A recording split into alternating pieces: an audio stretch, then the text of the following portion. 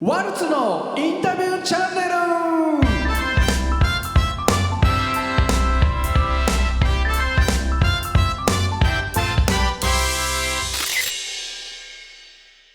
あとお仕事として他にされてることもありますか、なべゆきさんは。そうですね。今2つのタイプのコーチングのトレーナーやってるんですけど、リーダーシップのプログラムっていう、これも本当に人ってみんな違って、みんな思いが違って、で、持ってる個性って違うじゃないですか。はいはい。それを 100% 発揮、何者かになるんではなくて、100% 本当に発揮した時に、どんな風に自分自身が喜んで、人に喜ばれたり、世の中に喜ばれるのかっていうことを、その術みたいなことを合宿形式で学んでいくものなんですけど、はいはい。これはもう本当に何でしょう、ちょっと昔からのネイティブアメリカンの知恵じゃないんですけどね、車座になって寝食ともにして、でリーダーが2人いてっていう、そんなタイプのものもやっているので、普段はオンラインで仕事をしてるんですけど、本当に時々がっつりと1週間ぐらい、アメリカとか行くとどうしても10日ぐらい出張になっちゃうので、今はもちろん行けませんけどね、なんかそこは本当に子供だったり家族にそのことを任せて、で10日間いなくなってそこに集中して仕事をするっていうことも年に何回かさせてもらっていて、このスタイルも本当に思い切って自分も挑戦してやってるんですけどね、迷惑もかけながらっていうのはあるんですが、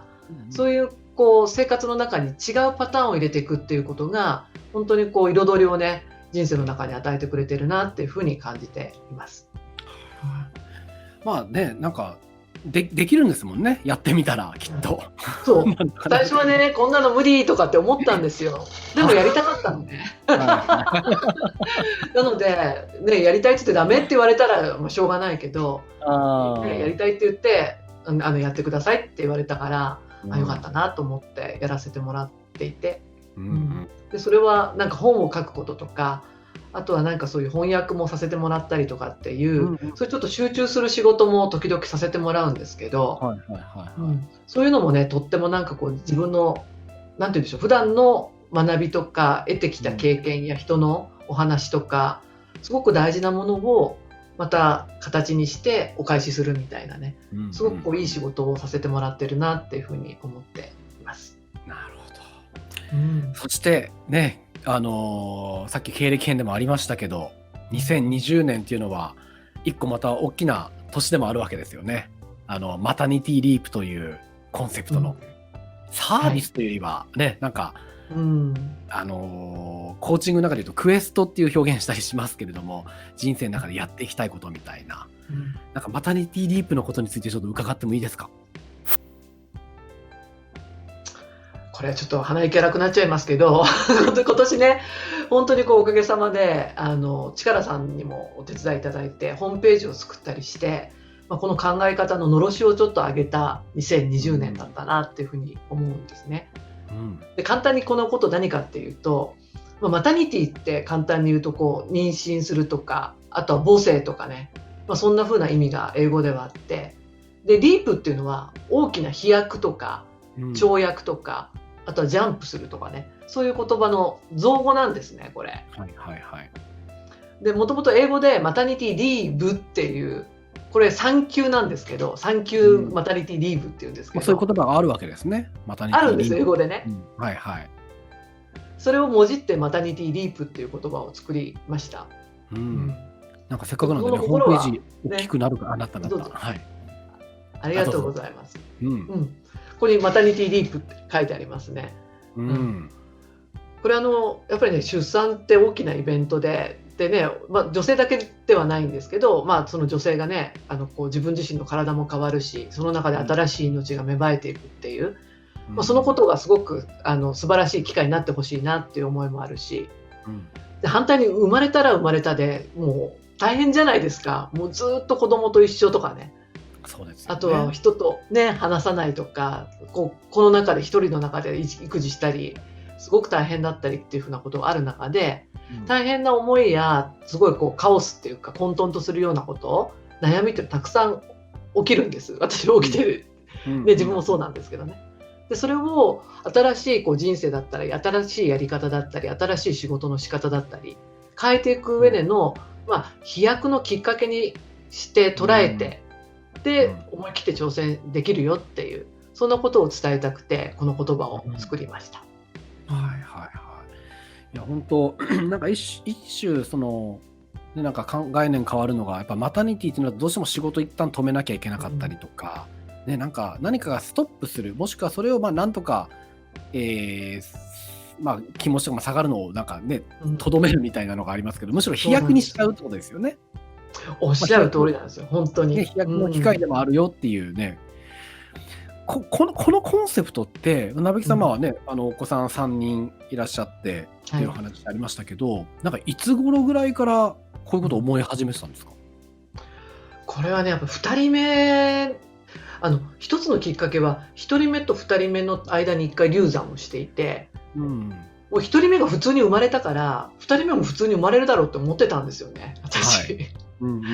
でそんな流産のこととかやっぱり大っぴらに人には話さないから、もうそのこと私も知らなくて、でその流産した時に結構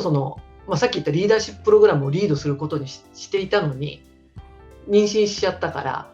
海外のリーダーに交代してもらって、で海外のリーダーに交代してもらって来るってことが決まった直後に私その後流産しちゃったんですよ。なので妊娠して仲間に言ってごたごたしながらも来てもらえることになったらまた流産しちゃって、で流産した後にまたもう一回じゃあリード、そのプログラムのリーダーをやりますって言ってまたやるみたいな、結構人のことをこう巻き込んで2点3点仕事もしたっていう経験があって、でもその時にね、本当に今までだったら独身だったら一人だったらやらないようなことを試させてもらったんですよね。手助けしてもらうとか、人にヘルプ出してやってもらうとかね。なのでそういうふうな結構絶望的な気分に確かになったんですけど、そこからいろんな命の貴重さだったりとか、自分の今までやらないやり方をしたなっていうことが次のこと、これからの人生の中でもすごい糧になったっていう経験があって、でその後第2子妊娠して、でその時にもまたなんかリードすることになってたらまたひっくり返してみたいなことがまた居心地の悪い経験したんですけどね。でもそれは本当に自分が一人でなんかちょっと自分が我慢すればなんか済むみたいなことの領域ではない領域だったんでね、子供ももう一人いたし、そういうふうなことを経て思うのが、やっぱりすごい大変な思いをたくさん子育てをしながら経験を皆さんされてるんだけど、でもそれがこれからにつながっていくんだってことを知っていさえすれば、安心してその悩みとか混沌の中で普段ね、いいって子供になってても、大丈夫大丈夫、私まだマタニティリープ中だからっていうふうに思って安心してそこのことを生かしていけるんじゃないかなっていう、そんな経験があって、それをまとめたコンセプトがマタニティリープなんです。っていうことですね。本当これも当然話し始めたらいくらでも話せるんでしょうけども、でも一個ね、お話伺ってて、以前ね、すごい印象的だったのが、そのマタニティ、要は出産を経るというか、出産のなんかいろんなね、そういうフェーズの中で、磁場が変わるって言葉があったじゃないですか。夫婦だったりとか、ご自分の中でも、ね、なんかこの言葉印象的ですよね。本当そうなんですよ。私結構独身時代も長かったんで、娘っていうか一人の女性として、社会人として仕事をするっていうふうなことを長くしてて、ちょっと風邪ひいてもちょっと無理しても自分が我慢して少し頑張ればなんとかうまくいくっていう、それで仕事をしたりキャリアを積んできたっていうことがあるんですけど、本当子供が一人生まれるとそれがままならない。もう私いつも言っちゃうんですけど、ママになるのにままならないね。なのでもうこのことが本当に与えるインパクトって自分としてもすごい凄まじいものもあるし、あと夫婦の間でも子供が生まれることで今までの夫婦関係も変わるし、子供が生まれることで自分と自分の親、おじいちゃんおばあちゃんの世代ですよね、その世代の関係性も変わってくるし、本当なんかね、オセロがひっくり返るじゃないんですけど、磁場が変わるんですよね。なので生活も変わっていくっていうことがありますよね。はいですよね。ね、なんか事前の打ち合わせには全くないんですけど、イベントも1月とか2月にオンラインでされてますよね。はい。ね。で、1月19日にはい。確か12時から。男性向けのマタニティリープがあるという。はい。なので、この YouTube の公開が、編集が1月19に間に合えば、これを見てご参加いただいて、これ別にね、編集してくれる方にプレッシャーでもなんでもないんですけど、ね、だからホームページ見てもらうと。ぜひぜひ月に1回ね、今無料のオンラインイベントをしていて、女性だけではなくて全然出産直後じゃなくても全然いいんですけど、お子さんいらっしゃったり、その妊活中の人でも全然いいんですけれども、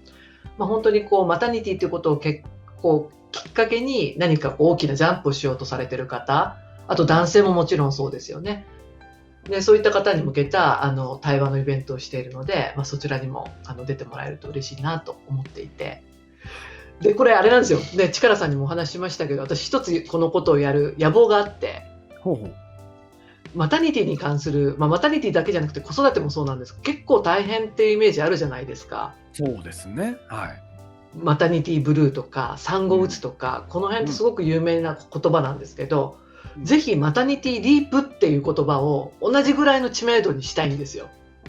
同じぐらいの知名度に。そうすると安心して子育て出産っていうのがもう一人生まれてもいいかなとかね、今大変なこと起きてるけど、これって何かのなんていうのかな、飛躍のきっかけになるんだとか、種になるんだとかね、思ってもらえることで安心して悩んでられるっていう、混沌にいられるっていうね、ことがあるので、そのぐらい知名度を高く、私じゃなくてマタニティリープっていうコンセプトがいろんな人に届いたら嬉しいなって思ってます。なるほど。はい。いやじゃあね、本当お仕事、最後のマタニティリープのコンセプト、これはマタニティリープっていうコンセプトをベースに、コーチングをしたりとか、ワークショップをしたりっていうところでもあると思うんですけども、なんか本当最初の経歴編の中にもありましたけど、全く MBA とは今全然違うことをやってるというところですね。では第2部お仕事探訪編が以上になります。ありがとうございました。ありがとうございました。ママになるのにママならない。本当なんかね、オセロがひっくり返るじゃないんですけど、磁場が変わるんですよね。一つこのことをやる野望があって、全く MBA とは今全然違うことをやってるというところですね。